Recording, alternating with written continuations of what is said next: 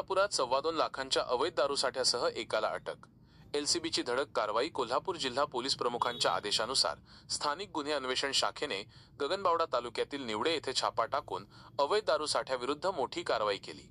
अमोल अरुण माने वय 41 या संशयिताने त्याच्या न्यू महाराष्ट्र पान शॉप आणि घराच्या बेसमेंटमध्ये देशी विदेशी दारूचा मोठा साठा लपवून ठेवला होता। पोलीस निरीक्षक सुशांत चव्हाण यांच्या मार्गदर्शनाखालील पथकाने या कारवाईत एकूण 2,65,00,000 रुपये किमतीचा मुद्देमाल जप्त केला।